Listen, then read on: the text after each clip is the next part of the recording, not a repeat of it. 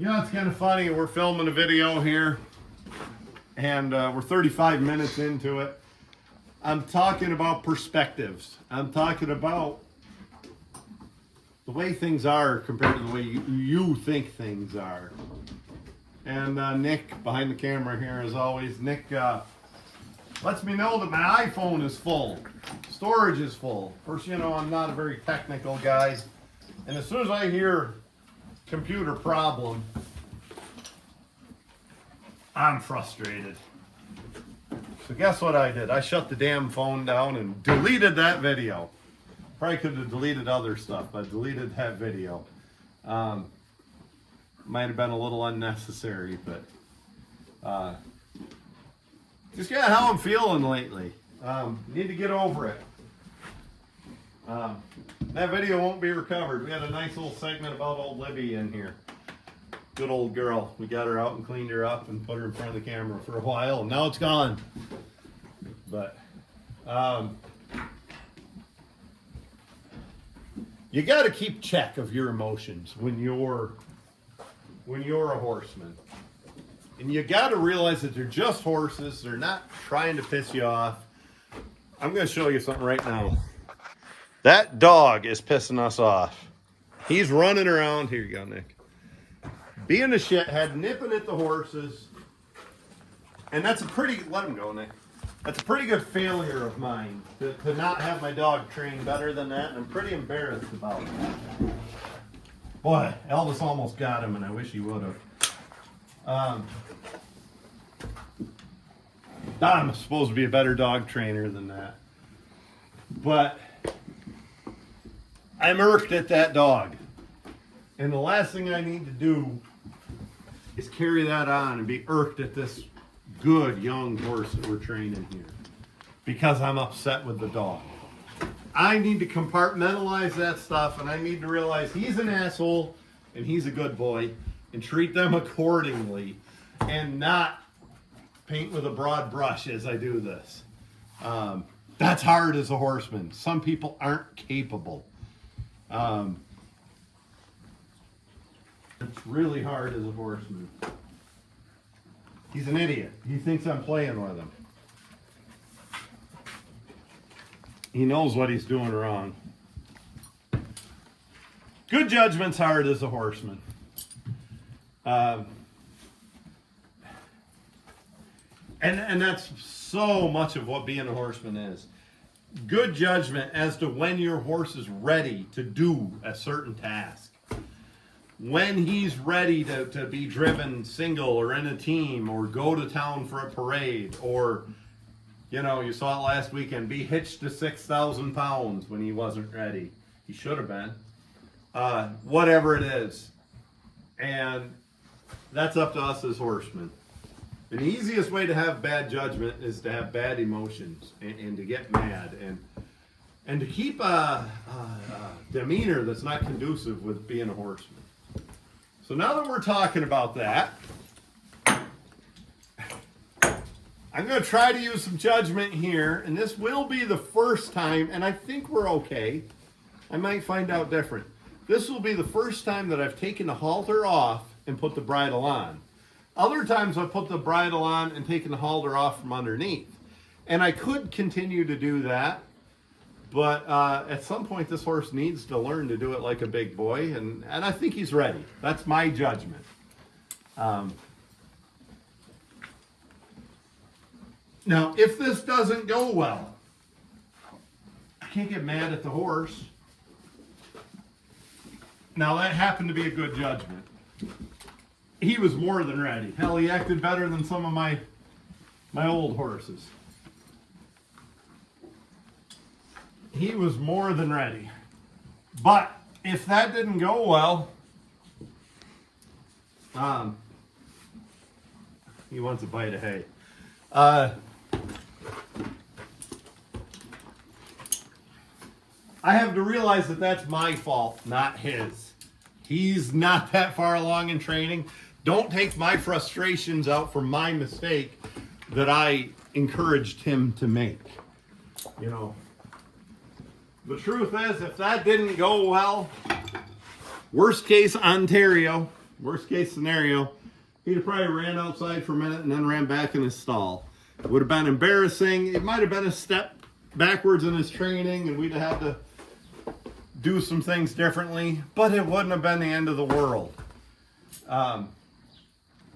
And the worst thing I could do is go out there and overreact, you know. What we're putting an overcheck on him for, because it's already on the harness.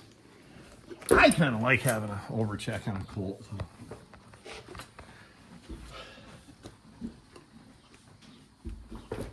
Yeah, you know, you've got to know when to take the blame as a horseman.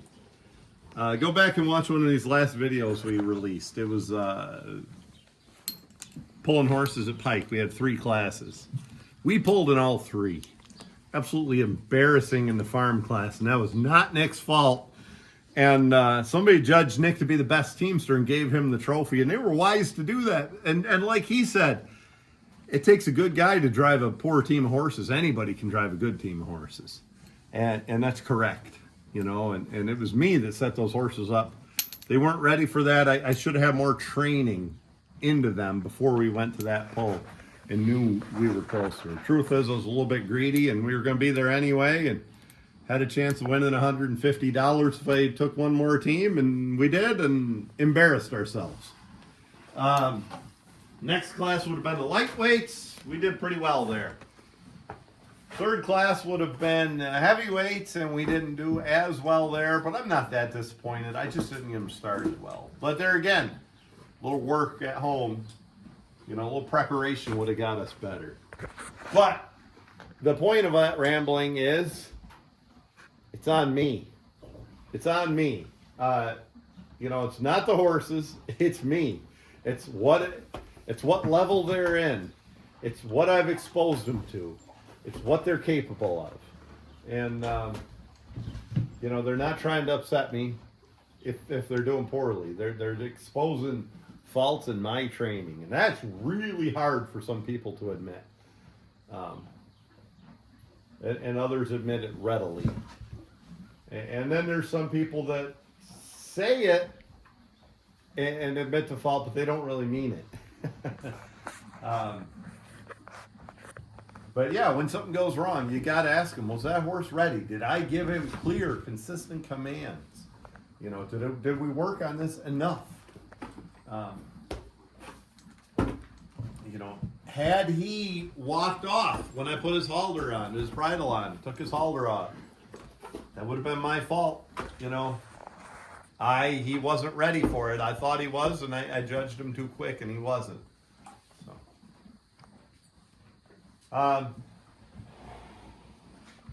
you know, preparation. Preparation goes a long ways. Well, Nick, shut her down for a second. We got to find some lines and something else. Well, we're going to do a little single driving with this boy here.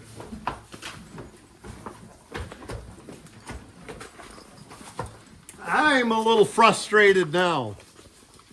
And how could you be frustrated, you ask, when you're driving such a nice 2-year-old who's coming along so well in his training and, you know, everything seems to be going right? And the answer is that wretched border collie going around yapping at the other dogs, acting like a butthole. I'm supposed to be a dog trainer, and look at the way my dog acts. And I'm pretty frustrated with myself. What I have to be careful is not to let that spill over into my horsemanship. You know, just because I'm frustrated with my dog and myself at the training, the lack of training in my dog. Whoa, now I'm frustrated with something else I just saw. Whoa. That doesn't mean, whoa, that I need to take it out on the horse. Whoa. So right there, I want you to notice, I said whoa. And it turns out I didn't mean it. We didn't need to stop. But because I said whoa, I'm going to enforce it. Especially whoa. Whoa. Whoa. Whoa. You hold his head, Nick. I'm going to enforce any command that I say. I never want, but whoa in particular, I never want them to get in the habit of hearing whoa and not stopping. There's nothing worse than a team out in a pasture or running away, or the horse that came loose and people are chasing it yelling whoa, and that horse isn't stopping and he stands no chance of stopping. Every time you say that word, you're reinforcing that he doesn't have to listen to you.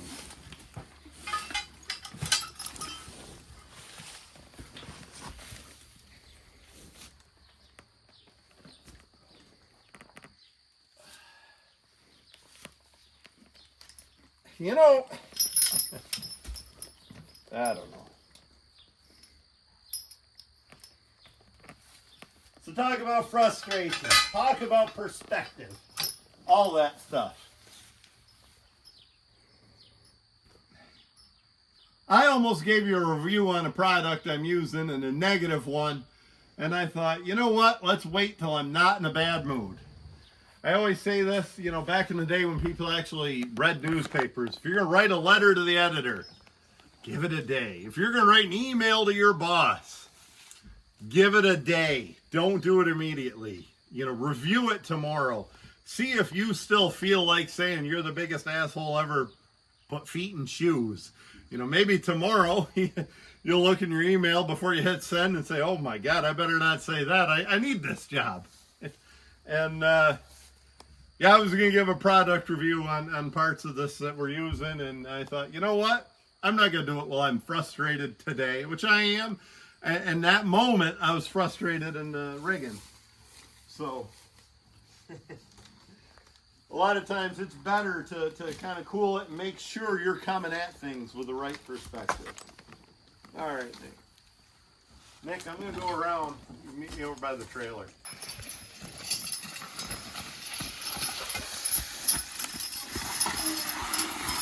Go on with us, Nick.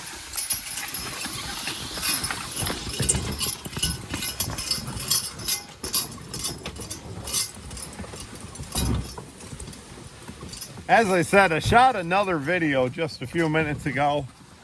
Out of frustration, I deleted the video. It's kind of the mood I've been in lately, and things kind of run together. I can't remember what I said in that video and what I didn't say in that video, so I hope I'm not repeating myself twice in this video, or leaving out something important that I wanted to say in the one that I deleted. I tell you what, driving around the farm, looking at things, is not always the best cure for being agitated and frustrated. You know, I've always said, ever since I was young, ooh, which I am young, I'm just a mere boy, but I've always said that that's the thing about home ownership. You can't sit down and relax anywhere. You can't look at something without realizing there's some work you got to do there. So, look at this colt, though. Look at him standing right up in the tugs. Look at the way he's handling his head. Boy, he's coming along. He looks good. He's got a few dapples on him. Muscles are looking good. Work is good for a horse. He's had a moderate amount of work lately. We got plenty load on here, but we need a cameraman. And he doesn't need to run. He needs to learn to walk. I hate that trotting shit. Walk, and walk at a good pace. He doesn't need to walk at a ramming fast pace. He's learning that. Usually takes him about half a mile to get over this stuff. Look, Nick, I see more frustration. Don't point the camera that way. Tree down on the fence. That happened in the storm here yesterday. Again, perspectives. I have a little maple tree fell down on my electric fence. We'll cut it up. We'll use it for firewood. Didn't hurt the fence. And yet I allowed it to frustrate me. Guess what? 50 miles from here, down in Canisteo, People had their whole life wash away, their whole farm, you know, roads, bridges, houses, barns, everything. And here I'm bitching because a tree fell on the fence, you know. That's poor perspective, you know. What I ought to say is, oh, look, we got some firewood out there that we could be cutting. A little less wood we got to cut and bring home this winter. I think what spurred this is, you know, being broke never helps, but what spurred my depression here lately is it's that time of year. Ever since I was a kid, I love the long days. I love summer. And it feels like summer's over and you haven't enjoyed it or you haven't accomplished what you want to. And it's that time of year where you start feeling that way. And you need to turn that upside down. You need to say, man, fall's coming. I get to start fall plowing soon, which I love doing. You know, I get to go out to the Great Lakes show in Michigan, which I probably won't do this year, but it's going to happen. That makes me happy. You know, in about a month, we'll be going out to that DAP Net Days. Ooh, I'm looking forward to doing that. You know, you got to start looking at good things. Thanksgiving, my favorite holiday. You know, that's coming up.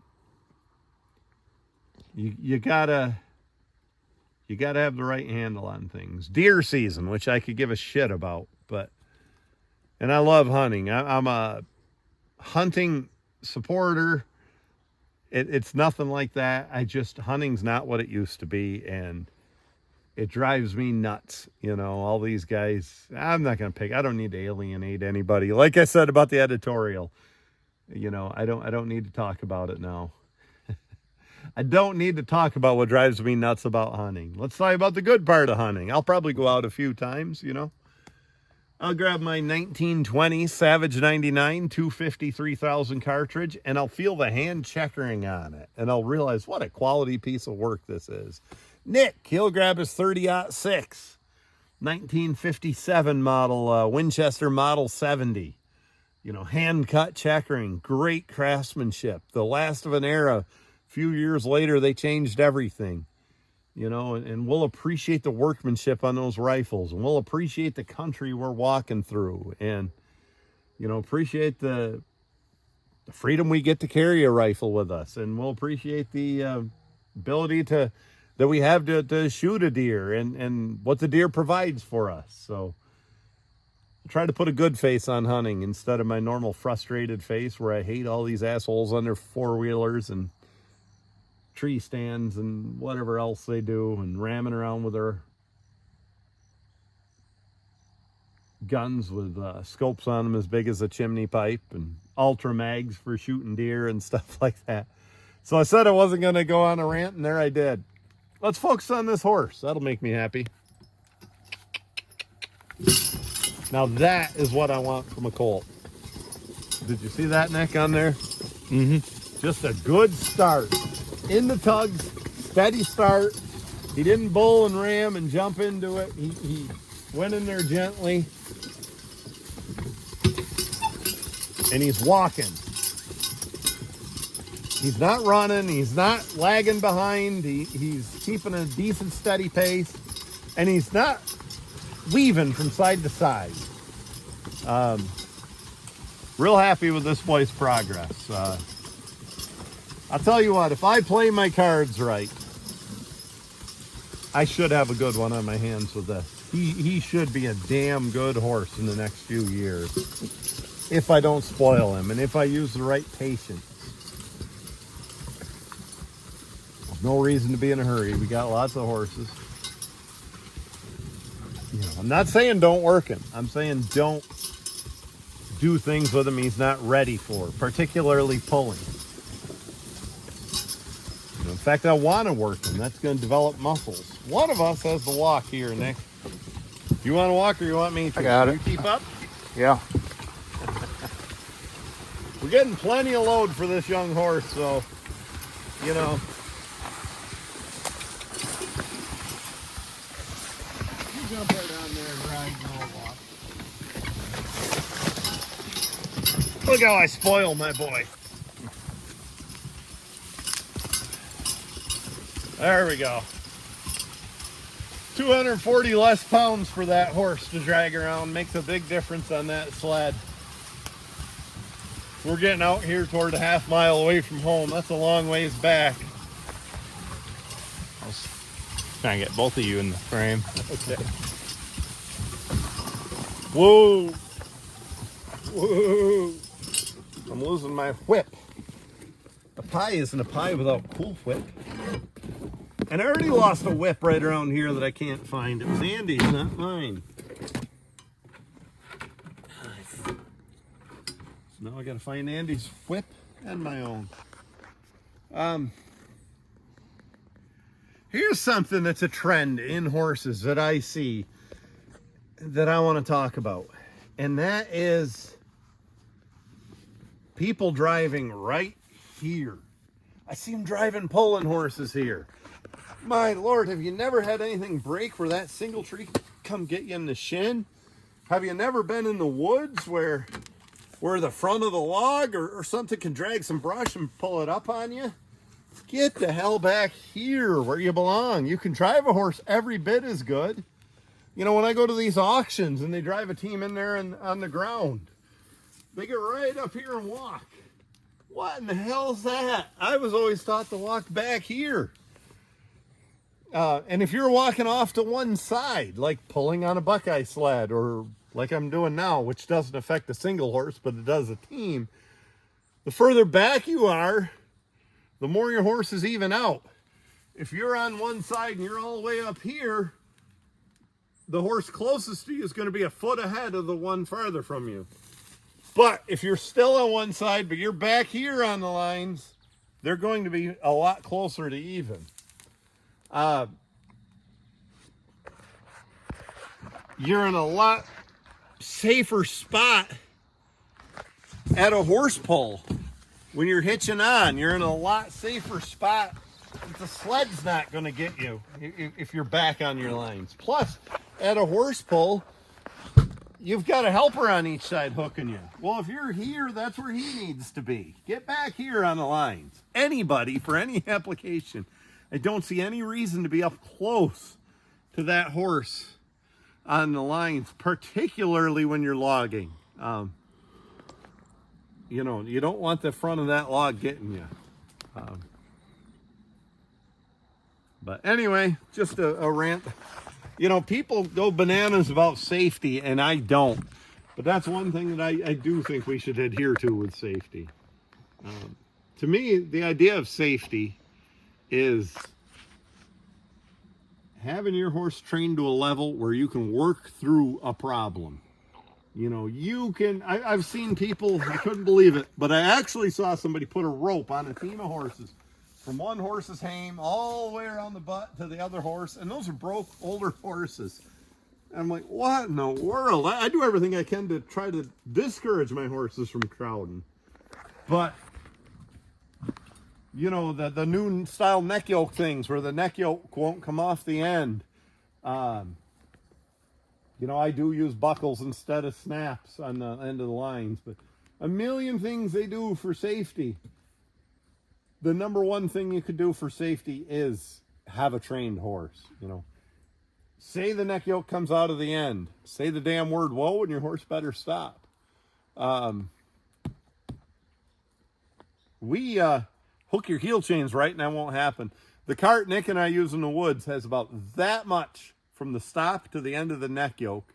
And we've logged that way for 4 years and we've never had the end of the neck yoke come off the tongue because we hook the heel chains the right way. And I'm talking in all kinds of terrain. So, speaking of safety, look behind you, Nick. We're not exactly safe with this maple tree the Amish boys started to burn. Let's get the hell out of here to a safer spot where we won't have a deadfall kill us.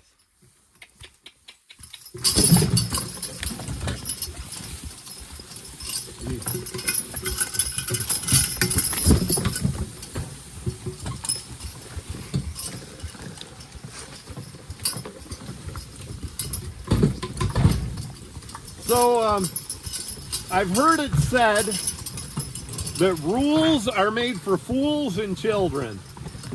And I suppose that's true. And, you know, America loves rules. I'm an anarchist. I'm not afraid to tell you that. I truly am. That's not just some funny statement. I'm an anarchist. You know, there's no government like no government's what I say. And I don't like rules.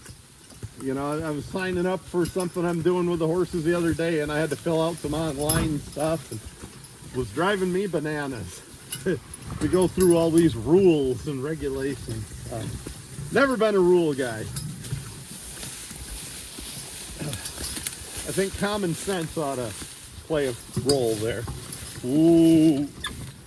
I kind of have a rule: never wrap your lines around your hands. You'll catch me doing it once in a while, maybe once a month or something. You know, especially these bio lines when they get wet.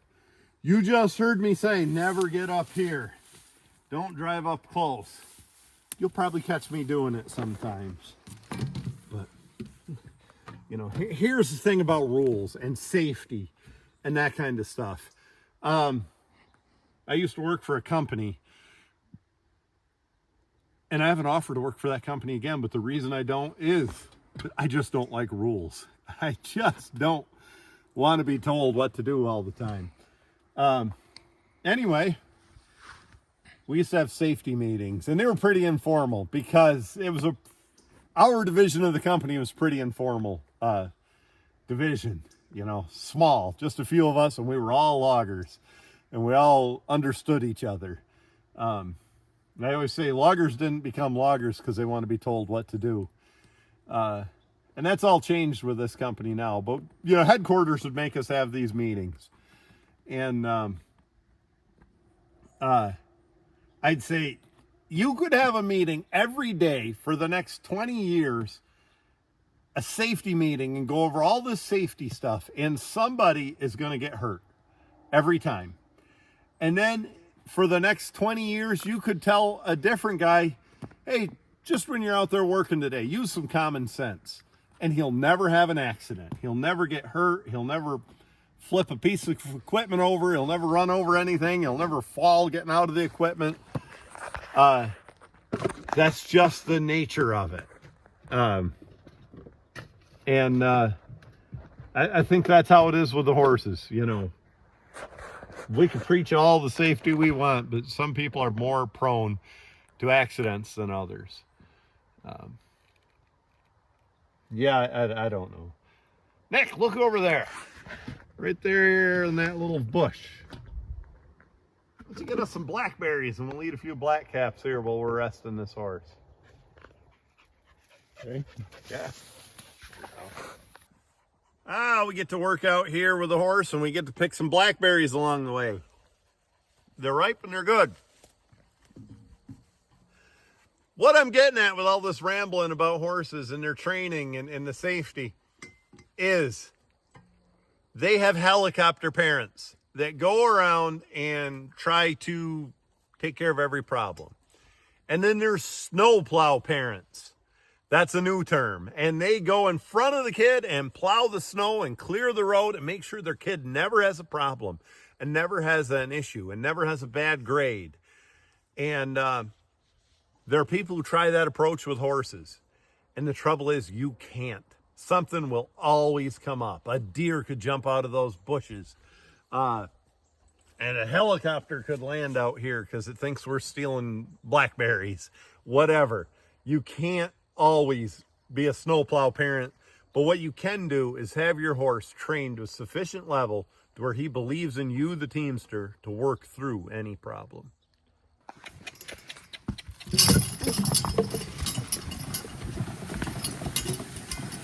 Eating some of the fruits here, blackberries as we're out here.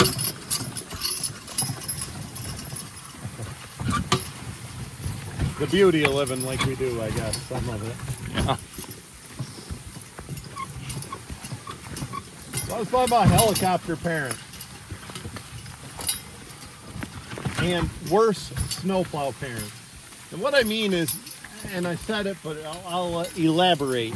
You can't always figure out what the obstacle is going to be and make sure you never put that horse in front of an obstacle. Or you can't desensitize a horse with a plastic bag to the point where he's never afraid of anything. In fact, who wants that? I want a horse with some life. I want him not to be spooky, but I want him to have some life. But what you can do is train that horse to the level where he believes in you as the teamster. And that's what you should do. It takes good judgment to do that.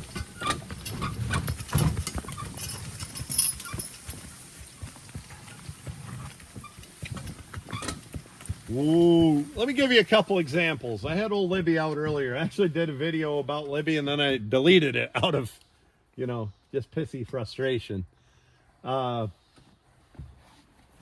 Anyway, had old Libby out, and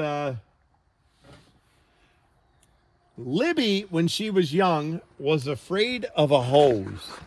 First time she ever left the farm, she went to town and we went through a Maple Festival parade. Put a big load of logs on an old-fashioned wagon, had a fun time.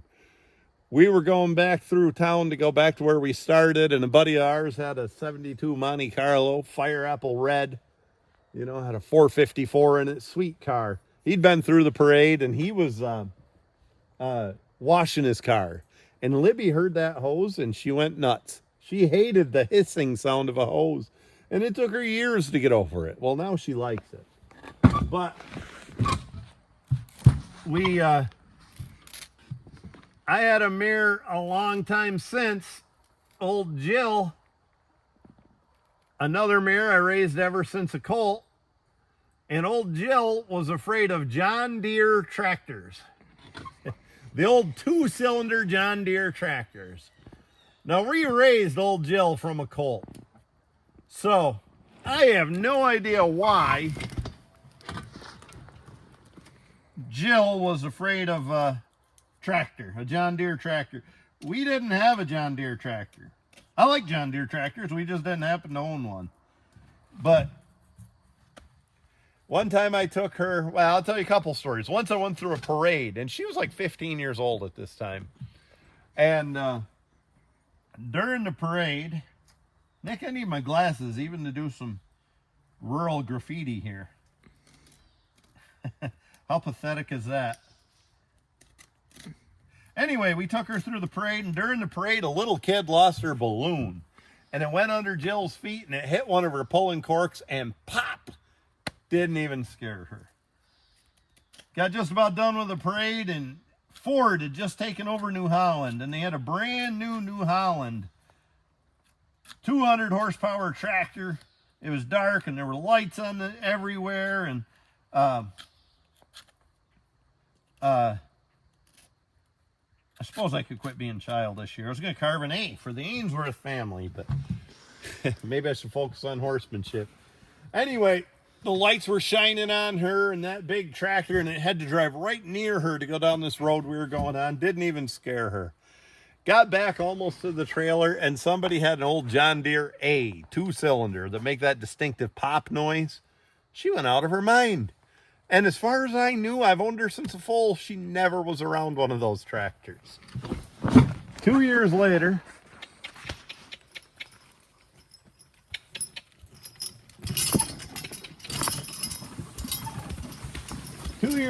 she was going to a tractor show to give wagon rides, and I'd forgot all about her fear of those tractors. We got all the way up by Rochester, and about every other, they had 500 tractors there, and 200 of them were those old John Deeres, and about every other one would scare her. And anyway, you can't prepare for that, And she threw a fit and looked stupid, but, she believed in me, the teamster, and never did anything other than dance and stuff like that, and kind of frustrated me, but you just can't overcome every problem, but you can work through it, You can't plow the road for your kids. Your kids are going to get cut from teams. They're going to get bad grades.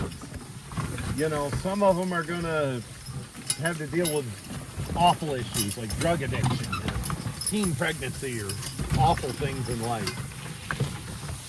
You can't stop it as a parent. But what you can do is teach them how to work through those problems and overcome things.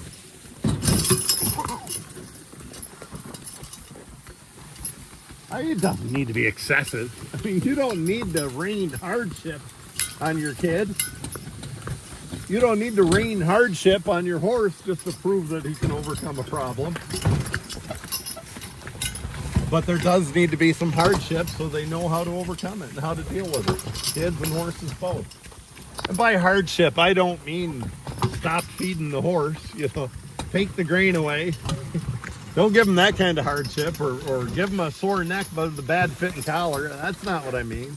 I mean hardship of, maybe your horse doesn't like these weeds and he doesn't want to walk through there. Well, make him walk through there. I'm trying to think of the trainer's name. I was listening to his podcast, Cal Middleton. Quit doing a podcast. What a shame. That was a good podcast. He said he was in South America somewhere and the river was going to come up and they weren't going to be able to get back to camp and across the river. And it was just him and the lady. And he said, now you got to kick your horse a little bit, give him some spurs and get him to go into that water and across this river. And she said, I don't want to make my horse do anything he doesn't want to do. And Cal said, I can respect that, but we're not going to have this debate right now. We got to get that horse across the river. And he said later, he said, whoa, what do you mean you're not going to make your horse do anything he doesn't want to do? He's wearing a saddle and you're sitting on his back. He doesn't really want to do that.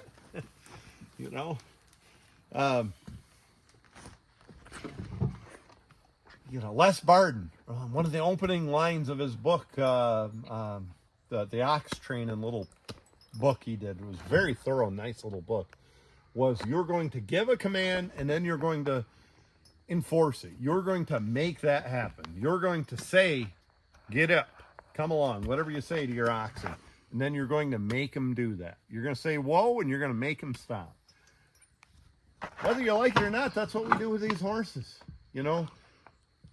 If this guy doesn't stop, I'm going to make him. That's why I have the lines. I'm going to make him turn right. That's why I have the lines, or left, or whatever. If he doesn't want to start, I'm going to tap him with a whip and make him do that.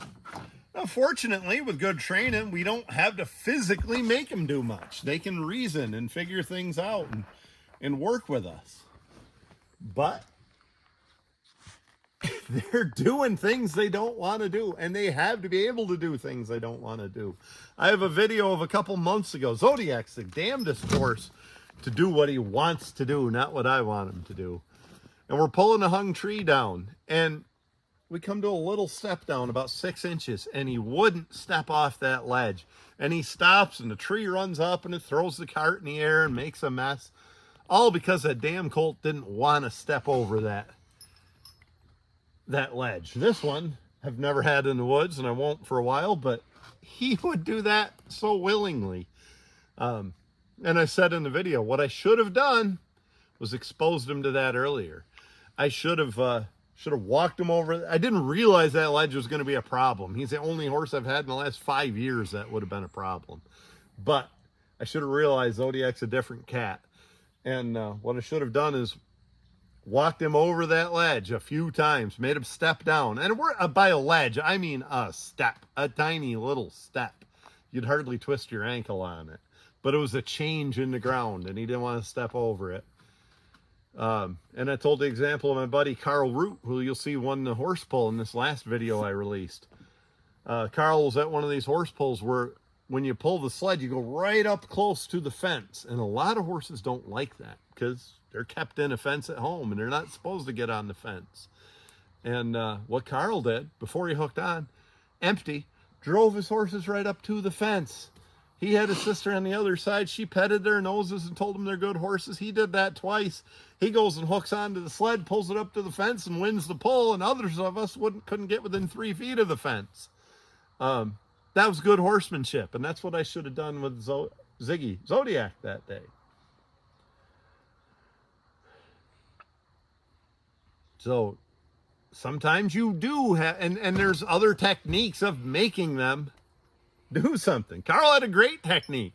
Just slowly expose them empty without having a load behind him and have somebody pet him on the other side. What a great technique that is, you know? But ultimately, we are enforcing and making them do things they don't want to. I had the line slap him. He thought he was going left and he was going right.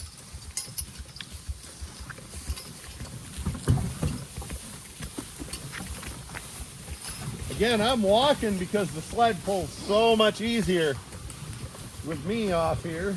Nick could walk, but the video would be pretty poor quality if he did.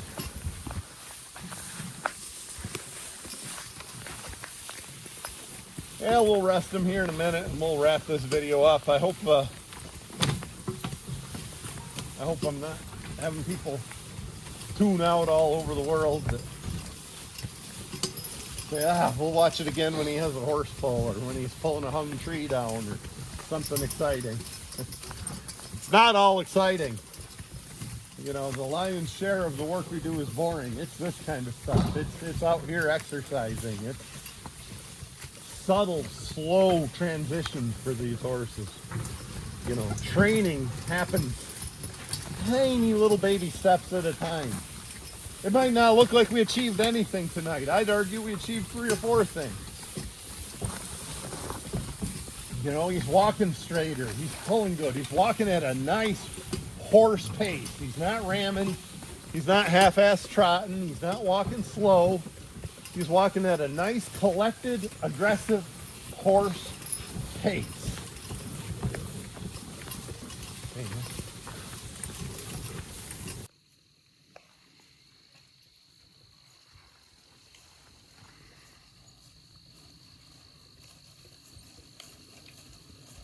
Watch how this horse moves. Watch how he's collected. His head's up, his ass is down. Ooh, as I said that, something scared him. I don't know if it was the cows out front or what. Look at his body position. He's on a loose check. He's got nice pressure on the line. He's walking straight. All of that's what I'm out here trying to achieve, little by little. Look back a week ago, he wasn't acting like this. Look back in the spring when I was hooking him, he wasn't acting like this. It happens slow, but that's the goal. You want him acting like he is now. You want him collected, pushing from the rear end, attentive, relaxed, but alert is the old saying. You know, right there. I'm happy that he saw the cows or whatever it was up there. He's relaxed but alert, and then he calmed right back down. I had one point I was going to wrap this video up with, Nick. Oh, that slips my head. That's just how it is today, I guess. Let me tell you something about these videos. Nick and I don't edit much out. If we make a fool of ourselves, and I do not edit it out. You know, you're starting right when we're a couple weeks into this YouTube channel. You know, we tipped the log cart over and we had a hell of a mess. We tipped horses over. We showed it. If we don't show it, it's because we're busy being horsemen, not YouTube guys. It's not because we're trying to hide anything. But I just told you about a silly thing happened when Zodiac wouldn't step over a little piece of ground. You know, we show the bad. You know, we showed last week's horse pull in the farm class where we looked pretty poor. A lot of YouTubers don't. And I'm not talking about draft horse industry so much. But you'll see these cowboy guys who have training and they're usually selling something. And they all have a nice white smile and a cowboy hat. And, you know, they're charming, good-looking guys. And everything goes right every time they get on a horse. Well, I'm going to tell you what, there's a lot of editing goes into that.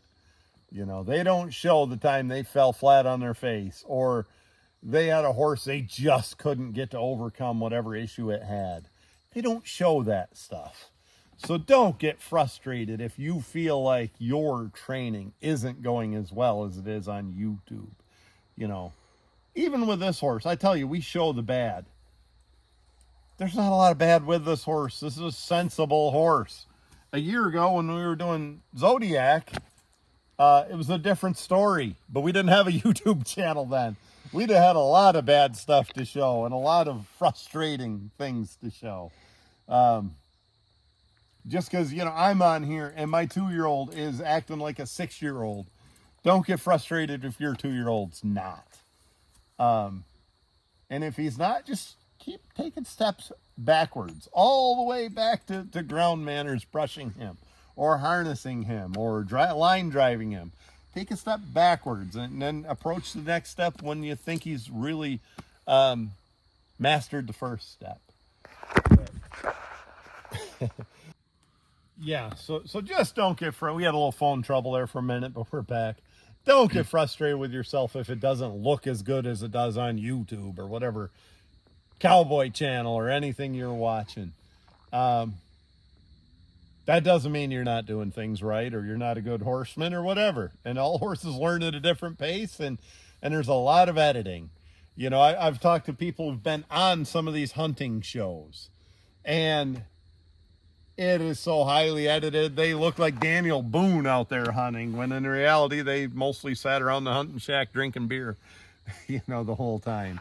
I know I was watching the show up in Maine, and it was some bow hunter guru who hunted with a long bow, and he was out there with these good old boys like myself who were hunting with hounds, and they had a bear up a tree, and the guy put an arrow into the bear and it started to move down, and you could see one of the old boys reach down his hip for a 44 mag Ruger and was going to take care of that bear.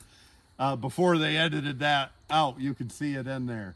And yet, you know, if you didn't have a keen eye, you'd think the bow hunter guy was a hero there. So don't forget that stuff, you know. Most people aren't going to show you their bad stuff. Well, like I said, that's not draft horses. There's not a world of draft horse channels out there, but I know Jim up north there, Jim Gordon, he shows his bad sides. Draft horses with Alexa, she's showed it. Be honest with you, I don't think Zach Odom's had to. I don't think Zach Odom's had any pile-ups or messes. I think he's used really good judgment, and he hasn't had to show it. But I think he would. He just hasn't had any stuff like that. But, you know, the down-the-trail logging also, man, I don't think they get in much trouble with those roans. But in general, your horse videos are an ego trip that are highly edited and don't show you the bad things in there, you know. Hell, I had it out even when my big belly's showing, Nick. I even left it in there when I yelled at you last week and I didn't need to. So honesty goes a long ways. And I hope you find this to be an honest channel, and I hope you find it something worth watching. I guess we better head this dude back before it gets any darker, Nick. Okay. Thanks for watching, folks.